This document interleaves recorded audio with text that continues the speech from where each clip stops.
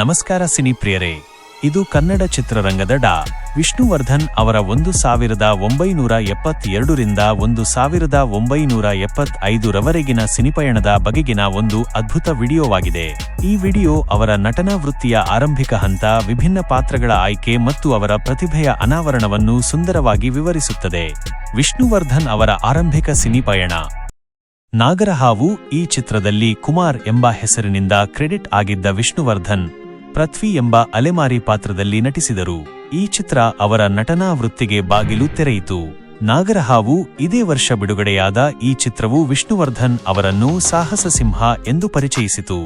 ರಾಮಚಾರಿ ಪಾತ್ರದಲ್ಲಿನ ಅವರ ಬಂಡಾಯ, ಪ್ರೀತಿ ಮತ್ತು ಕೌಶಲ್ಯದ ನಟನೆಗೆ ಕರ್ನಾಟಕ ರಾಜ್ಯ ಪ್ರಶಸ್ತಿ ದೊರೆಯಿತು.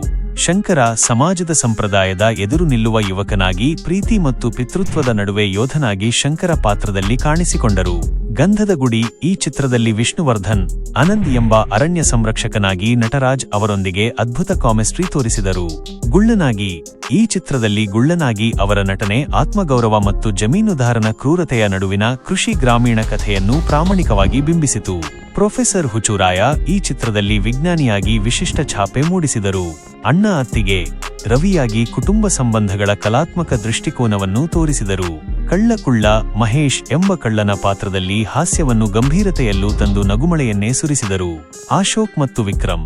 ದ್ವೈತ ಪಾತ್ರದ ಅದ್ಭುತ ನಿರ್ವಹಣೆ ಮಾಡಿದ ಈ ಚಿತ್ರ ಅವರ ಅಭಿನಯದ ಉನ್ನತ ದರ್ಶನವಾಯಿತು. 1972 ರಿಂದ 1975 ರವರೆಗೆ ವಿಷ್ಣುವರ್ಧನ್ ಎಂಬ ಹೆಸರು ಅಭಿಮಾನಿಗಳ ಪ್ರೀತಿಯ ಸಂಕೇತವಾಯಿತು. ಅವರ ಈ ಆರಂಭಿಕ ಪಯಣ ಕನ್ನಡ ಚಿತ್ರರಂಗಕ್ಕೆ ದಾರಿ ತೋರಿಸಿದ ಬೆಳಕು. ಇನ್ನು ಮುಂದೆ ಅವರು ಅಭಿನಯಿಸುತ್ತಾ ಹೋದಂತೆ ಗಂಭೀರವೂ ಆದರೂ ಮಾಸವೂ ಆದರು.